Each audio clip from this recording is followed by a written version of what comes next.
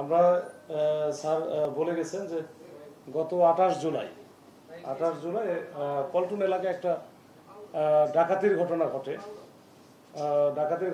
এটা মূলত তাঁতিবাজার কেন্দ্রের।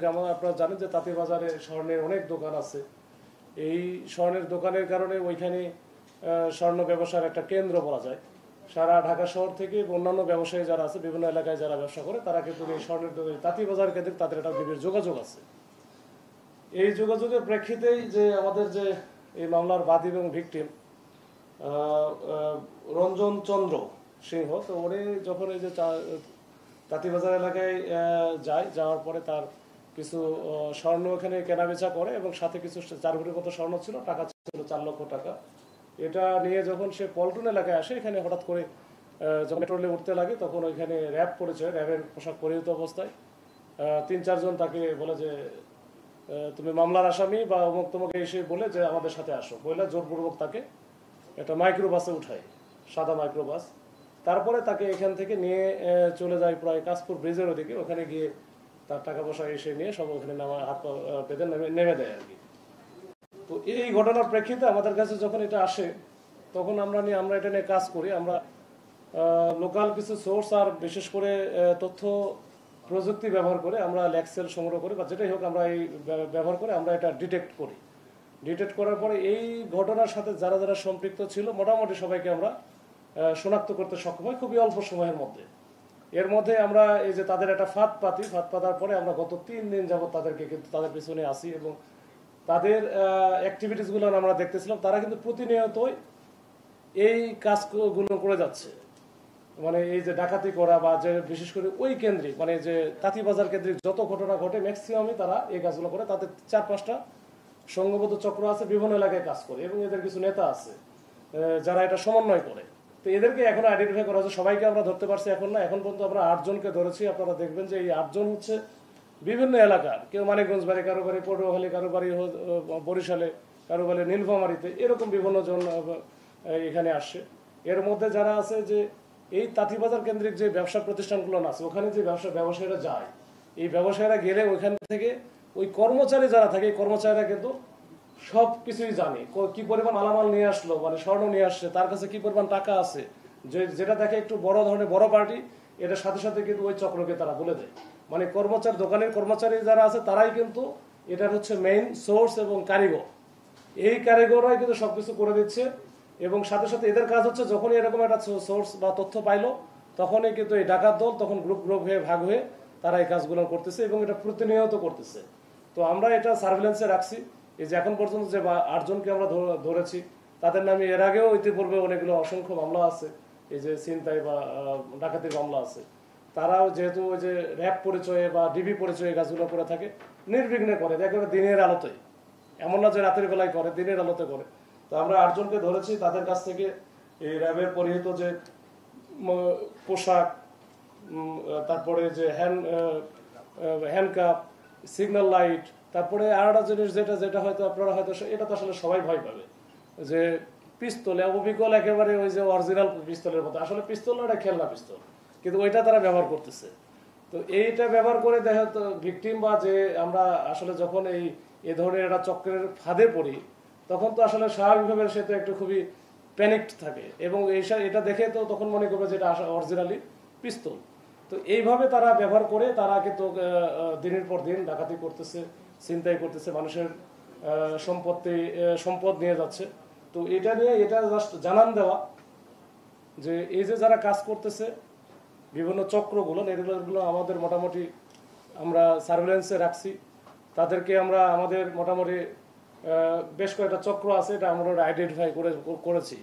আর এই সব ক্ষেত্রে যারা এই ব্যবসাগুলোর সাথে যারা জড়িত, তারা যেন একটু সজাগ থাকে। আর যারা ব্যবসা করতেছে তাঁতিবাজার কেন্দ্রিক, তাদের যেন তাদের কর্মচারী যারা আছে, প্রত্যেকের এটা নিয়ে আমরা কাজ করতেছি।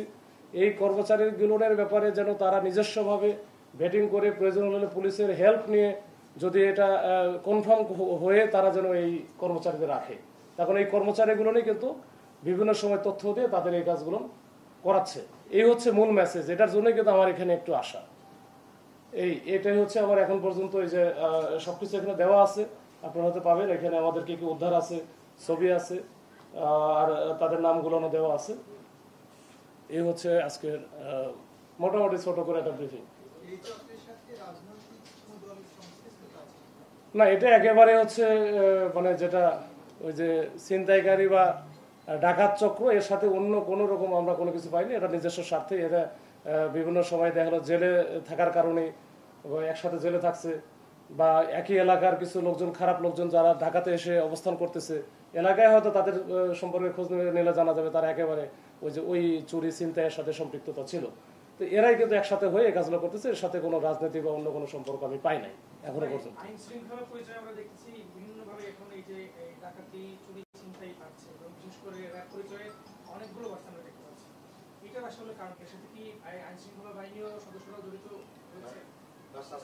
এর আগে যেটা আমরা বেশ কয়েকটা ঘটনায় আমার এলাকায় যেটা দেখেছি, যেটা ধানমন্ডি এলাকায় বা ওই যে মোহাম্মদপুরে কিছু ঘটলো, যেটা আমরা নিয়ে কাজ করেছিলাম, তো এগুলো নিয়ে যে আইন শৃঙ্খলা বাহিনীর সাবেক সদস্য যারা ছিল, বিভিন্ন সময়ে চাকরিচ্যুত হয়েছে, সে পুলিশ হতে পারে, র্যাব হতে পারে, বিজিবি, আর্মি, সবারই এরাই কিন্তু এর সাথে অনেকেই জড়িত আছে।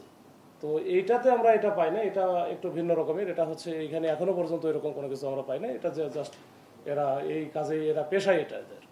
চক্রে কতজন সদস্য এখন পর্যন্ত ধারণা করতে পারছেন, বা মূল হোতা যারা তাদেরকে আনতে পারছেন কিনা? এখন আমি মূল হোতাটা আমি বলি, মূল হোতার যেগুলো আছে যে মিন্টু হালদার, এবং এর সাথে আরেকজন আছে, ওই দুইটা হালদার আছে, নির্মল হালদার, এগুলো মোটামুটি সমন্বয় করে। তবে মূল যেটা এদের এদের হচ্ছে 4-5টা গ্রুপ, এই চক্রের 4-5টা গ্রুপ আলাদা আলাদা কাজ করে এবং মাঝে মাঝে একত্রিত হয়ে কাজ করে। এটা যখন যেটা সময়ের প্রয়োজন এরা করে আর কি। এদের সমন্বয়ক যারা ছিল, যে আছে, তাকে আইডেন্টিফাইড কিন্তু এখনো পর্যন্ত আমরা ধরতে পারি, তবে ওটা আমাদের ইয়েতে আছে, পারবো ইনশাল্লাহ। 4-5টা গ্রুপ সক্রিয় আছে। 4-5টা বলা যাবে না, এরা 4-5টা গ্রুপে ভাগ হয়ে মাঝে মাঝে এক একটা গ্রুপে এরা 7-8 জন থাকে, এক একটা গ্রুপে 7-8 জন থাকে।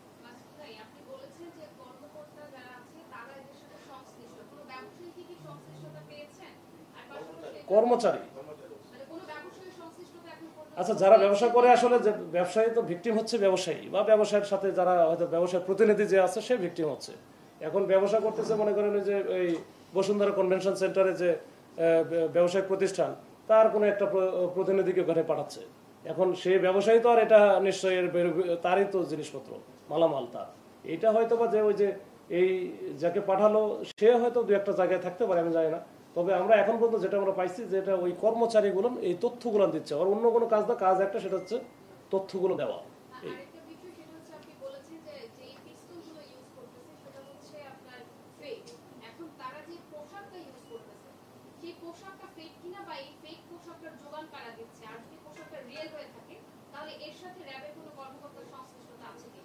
না, এরকম র্যাবের কর্মকর্তার সাথে এরকম বিভিন্নভাবে এই যে পোশাকগুলো আমাদের তো আসলে বিভিন্নভাবে সংগ্রহ করার সুযোগ আছে। পোশাক আপনিও বানাইতে পারবেন, এটা হচ্ছে যে আপনার টেলার্স দিয়ে বানাতে পারবেন। এরকম একটা আসলে কিছু কাছাকাছি, হয়তো বা একেবারে আমরা যেটা যেভাবে করতেছি ঠিক সেইভাবে না, কাছাকাছি। মানে আপনি দেখলে তো আসলে বুঝবেন না, বাইরে থেকে আপনার সিভিল লোকজন তো আসলে বুঝবে না। এখন আমার এখানে রিবন আছে, রিবনে কোনটা কি আছে এটা তো হয়তো আমি বুঝবো, কিন্তু আপনারা কিন্তু ওইভাবে বুঝবেন না। ওটা মোটামুটি এটা নিয়ে কাজ করতেছে।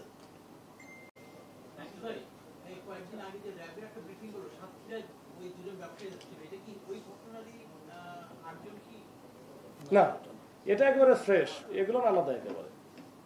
এটা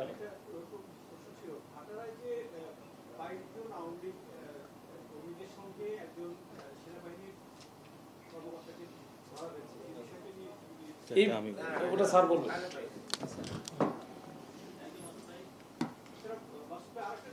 প্রিয় সাংবাদিকবৃন্দ,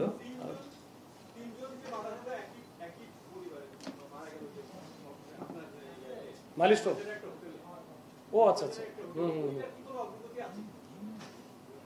ওইটার অগ্রগতি বলতে ওটা পিবিআই কে দেওয়া হয়েছে তদন্তের জন্য। তো আমরা ওই ভিসেরা রিপোর্ট, যেটা ভিসেরা এবং পিএম রিপোর্ট দুটা না আসা পর্যন্ত আসলে এটা, তার আগ পর্যন্ত যে বিষয়গুলো আছে আমরা আসলে এখনো পর্যন্ত স্যাঙ্গুইন হইতে পারে নাই। তার কারণ ওইখানে যতগুলো সিসি ক্যামেরা ছিল, মানে তারা ওইখানে আসা থেকে শুরু করে একেবারে 11টা কথা, মানে মারা যাওয়ার আগ পর্যন্ত প্রত্যেকটা সিসি ক্যামেরা একেবারে মানে প্রত্যেকটা মিনিটের হিসাব করছি। কিন্তু তারপরেও আমরা ওই যে বাড়ির যে কেয়ারটেকার ছিল, ওই কেয়ারটেকারের সে আসছে, সেই ছিল, এর বাইরে অন্য কাউরে আমরা পাই নাই। এখন খাবারের সাথে কি ধরনের কি দিল, এটা অন্য কোনো বিষয় ছিল কিনা, এটা আসলে একটু সময় লাগবে, আর ভিসারের রিপোর্টটা আমাদের পাইতে হবে, না হলে আমরা মিলাতে পারবো না। তো ওই জন্য এটা এখনো বলার মতো আসে না। আর পিবিআই যেহেতু এটা তদন্ত করতেছে, তখন ওরা বলতে পারবে আর কি। আচ্ছা, আমি প্রথমে আপনাদেরকে একটা বিষয়ে দৃষ্টি আকর্ষণ করছি। সেটা হচ্ছে, আপনারা জানেন গত 9 জুলাই বিকেল আনুমানিক 6টার সময় রাজধানীর যে মিটফোর্ড হাসপাতাল নামে আমরা চিনি, তার 3 নম্বর গেটের রাস্তার উপরে যে নৃশংসভাবে সোহাগ নামে একজন ব্যক্তিকে পাথর ছুঁড়ে নির্মমভাবে হত্যা করা হয়। সেই হত্যার পরবর্তীতে দ্রুততম সময়ের ভিতরে ঢাকা মেট্রোপলিটন পুলিশ ঘটনার সাথে জড়িত অনেকেই গ্রেফতার করে, এবং তারই ধারাবাহিকতায় গতকাল রাজধানীর কেরানীগঞ্জ থেকে আরও 2 জনকে গ্রেফতার করা হয়। গ্রেফতারকৃতরা হলো মোহাম্মদ রুমান ব্যাপারী এবং আরেকজন হলো মোহাম্মদ আবির হোসেন। আপনারা জানেন ইতিমধ্যে এই ঘটনায় 12 জনকে গ্রেফতার করা হয়েছিল। 12 জনের মধ্যে 9 জন স্বীকারোক্তিমূলক জবানবন্দি প্রদান করেছে, এবং এই 2 জন গ্রেফতারের মাধ্যমে এই ঘটনায় মোট গ্রেফতারের সংখ্যা দাঁড়ালো 14। এই যে ঘটনা, সেটার প্রেক্ষিতে যে মামলা হয়েছিল, সেই মামলায় মোট 19 জন এজাহারভুক্ত আসামি ছিল এবং 20 থেকে 25 জন অজ্ঞাতনামা আসামি ছিল। এজাহার নামে 19 জনের মধ্যে 9 জন আমরা গ্রেফতার করতে সক্ষম হয়েছি, এবং ঘটনার সময় যে নির্দয়ভাবে যে পাথর নিক্ষেপকারী অভি, তাকেও আমরা গ্রেফতার করেছি। এই ঘটনায় যে অন্যান্য যে আসামি রয়েছে, তাদেরকেও আমরা গ্রেফতারের প্রচেষ্টা অব্যাহত রেখেছি। আশা করি এই ঘটনার সুষ্ঠু তদন্ত এবং প্রকৃত রহস্য উদ্ঘাটনের মাধ্যমে আমাদের যে পুলিশ রিপোর্ট, সেটা বিজ্ঞ আদালতে আমরা যথাসময়ে প্রেরণ করতে সক্ষম হব। আর একটা বিষয়, যেটা আমাদের যে নিয়মিত কার্যক্রম, সেই সম্পর্কে আমি একটু বলতে চাই। তার আগে গুলশানে আপনারা জানেন সম্প্রতি 50 লক্ষ টাকা চাঁদাবাজির একটা চাঞ্চল্যকর মামলা রেকর্ড করা হয়। সেই মামলার প্রেক্ষিতে গতকাল যে জানে আলম অপু নামে একজনকে গ্রেফতার করা হয়, এবং তার গ্রেফতারের পরবর্তীতে তার বক্তব্য এবং তার দেখানো মতে তার মোহাম্মদপুরের বাসা থেকে একটি মোটরসাইকেল উদ্ধার করা হয়, এবং সেই যে মোটরসাইকেলটি গত 17 জুলাই নতুন কেনা হয়েছে মর্মে সে বলেছে। এবং প্রাথমিকভাবে এই মোটরসাইকেল কেনার অর্থের উৎস এবং সবকিছু আমরা খতিয়ে দেখছি, এবং এই ঘটনার সাথে জড়িত অন্যান্য যারা রয়েছে তাদেরকেও আইনের আওতায় নিয়ে আসার জন্য চেষ্টা করছি। আর গত 24 ঘন্টায় আমাদের ঢাকা মেট্রোপলিটন পুলিশের 549টি টহল কার্যক্রম চলমান ছিল। তার মধ্যে রাতের বেলা 332টি এবং দিনে 217টি টিম কাজ করেছে, এবং গত 24 ঘন্টায় বিভিন্ন অপরাধে জড়িত থাকার অভিযোগে 222 জনকে গ্রেফতার করা হয়। এই একই সময়ে একটি দেশীয় রিভলভার, একটি বিদেশি পিস্তল, একটি ম্যাগাজিন, 4 রাউন্ড গুলি, একটি কাভার্ড ভ্যান, একটি প্রাইভেট কার, একটি মোটরসাইকেল, 21টি মোবাইল ফোন, 10,445 টাকা উদ্ধার করা হয়। এছাড়া 330 পিস ইয়াবা, 8 কেজি 630 গ্রাম গাঁজা এবং 70 বোতল ফেন্সিডিল সহ আরও কিছু দেশীয় মাদকদ্রব্য উদ্ধার করা হয়। ঢাকা মহানগর এলাকার আইনশৃঙ্খলা পরিস্থিতি স্থিতিশীল রাখার জন্য আমরা যথাসাধ্য চেষ্টা করছি, এবং আমাদের যে নিয়মিত কার্যক্রম সেটা আরও বেগবান করা হয়েছে। আশা করি আইনশৃঙ্খলা পরিস্থিতি বর্তমান যে অবস্থা, তা আরও উন্নতি হবে। আর একজন প্রশ্ন করেছেন যে ভাটারা থানায় যে ঘটনা, গত 8 জুলাই ভাটারা থানার একটা ঘটনাকে কেন্দ্র করে একটি মামলা রুজু হয়েছে। ইতিমধ্যে আপনারা জানেন বসুন্ধরা ক্যাবি কনভেনশন সেন্টারে বিদেশে লোক পাঠানোর নাম করে একটা প্রশিক্ষণ কর্মসূচি আয়োজন করা হয়েছিল। এই প্রশিক্ষণের আড়ালে অন্য কিছু বিষয় ছিল বলে আমাদের কাছে গোয়েন্দা তথ্য পাওয়া যায়। সেই প্রেক্ষিতে এই মামলা ইতিমধ্যে 22 জনকে গ্রেফতার করা হয়েছে এবং তাদেরকে আদালতে প্রেরণ করা হয়েছে। এই ঘটনার সাথে জড়িত অন্যান্য যারা রয়েছে এবং এই ঘটনার আসলে প্রকৃত অন্য আরো কি কারণ রয়েছে, সেগুলো খতিয়ে দেখতে আমরা এখন কাজ করছি। ধন্যবাদ সবাইকে। জি,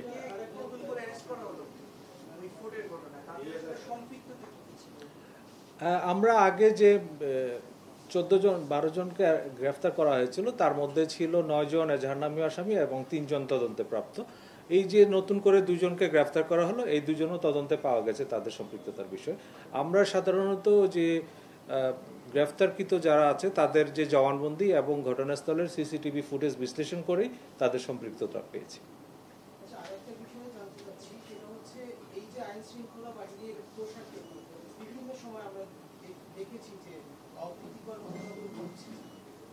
আপনারা আজকেও বললেন যে র্যাবের পোশাকে এই যে গ্রুপটাকে আপনারা আটক করেছেন তাদেরও আরো সংঘবদ্ধ চক্র রয়েছে আরো কয়েকটি তারা আর কি দলে মিলে কাজ করে যেটাকে বলা হয়।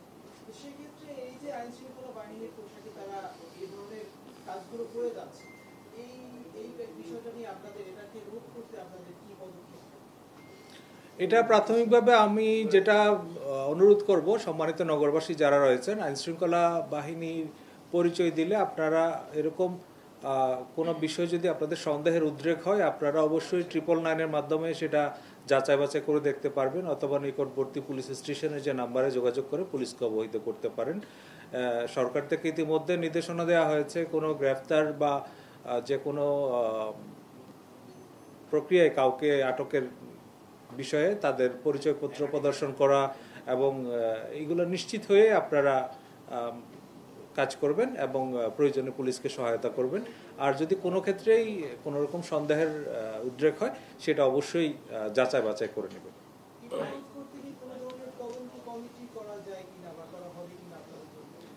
দেখেন এগুলো কিছু আপনার বিচ্ছিন্ন ঘটনা এবং এক্ষেত্রে যারা অপরাধীরা অনেক সময় নানা ধরনের কৌশল অবলম্বন করে, এটা হয়তো সেরকম কিছু অপকৌশল, এগুলোতে বিভ্রান্ত হওয়ার কোনো কারণ নেই।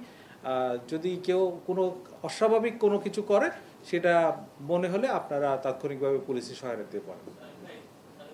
হ্যাঁ প্লিজ।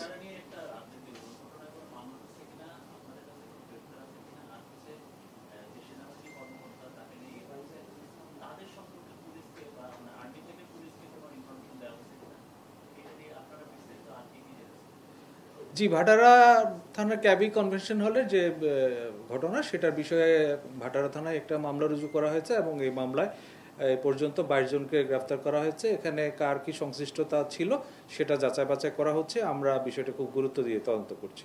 ধন্যবাদ সবাইকে।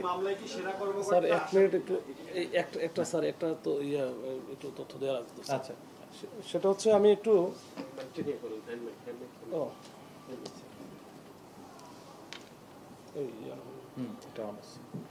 আচ্ছা, আপনারা জানেন যে আগস্ট মাস শুরু হয়েছে। আগস্ট মাস বিভিন্ন সময় বিভিন্ন আমরা দেখি যে একটা ঘটনাবহুল মাস। তো এই আগস্ট মাসে কেন্দ্র করে অনেকের মধ্যে আশঙ্কা আছে বা বিভিন্ন রকমের যে পত্রপত্রিকায় বিভিন্ন রকমের আশঙ্কা বা বিভিন্ন শঙ্কার কথা বলা হচ্ছে। তো আমাদের দিক থেকে আপনারা জানেন আগামীকালকে কিন্তু বেশ কয়েকটা বড় বড় প্রোগ্রাম আছে। কেন্দ্রীয় শহীদ মিনারে এনসিপির প্রোগ্রাম আছে, শাহবাগ মোড়ে ওইখানে ছাত্র দলের প্রোগ্রাম আছে, আবার সোহরাওয়ার্দী উদ্যানে একটা বড় প্রোগ্রাম অলরেডি চলছে, এটা 5 তারিখ পর্যন্ত চলবে, এটা বাংলাদেশ ছাত্র শিবিরের একটা প্রোগ্রাম। তো এইটা নিয়ে এমনিতে সবসময় একটা মানে বেশ রাস্তাঘাটে বা মাঠে একটু সরগরম আছে। এর বাইরে যে সংখ্যাগুলো আছে সংখ্যার ব্যাপারে মার্কেটে যেটা প্রচলিত আছে যে এই সময় কি হবে না হবে এইসব বিষয়গুলো নিয়ে পুলিশ খুবই অ্যাক্টিভ। এটা স্যারে আমরা একটু আগে মিটিং করে আসলাম, স্যারও বলে দিল যে এটা বলতো মানে বলে দাও যে আমাদের প্রত্যেকটা টিম, প্রত্যেকটা থানা, প্রত্যেকটা ইউনিট যেগুলো আছে তারা কাজ করতেছে এবং আমরা যেটা কাজ করছি যে আবাসিক হোটেল বা কোনো মেস বা যে কোনো অনেক যারা সরকারের সময় অনেক নেতা কর্মী বা যারা আছে যে তাদের হয়তো অনেক ফ্ল্যাট আছে যারা এক একজনের নামে 5টা 7টা 8টা করে যেটা তাদেরকে হয়তো বা এখানে রাখার ব্যবস্থা করা হয়। এসব প্রত্যেকটা জায়গায় ইভেন যে কিছু বস্তি এলাকা আছে বা যেগুলো যেখানে হয়তো বা এই যে ধরনের তৎপরতা চলতে পারে যেটা নাশকতা, তো এই ধরনের প্রত্যেকটা জায়গায় কিন্তু আমরা কাজ করছি এবং প্রত্যেকটা চিরুনি অভিযান চলতেছে। এই যে আজকেও কিন্তু এটা চলবে, মানে এটা কিন্তু পুরো আগস্ট মাস আমাদের চলবে।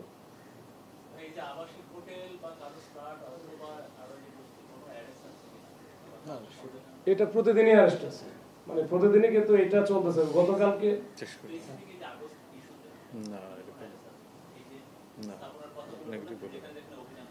মানে নাশকতা করতে পারে এরকম, আমরা কিন্তু বিভিন্ন সময় যে এটা তো ধরতেছি যে যখনই আমরা এরকম যাকে ধরা হচ্ছে সে যদি এনআইডি কার্ড না দেয় বা তার যদি তথ্য গোপন করে সেক্ষেত্রে কিন্তু আমরা প্রতিদিনই ধরতেছি।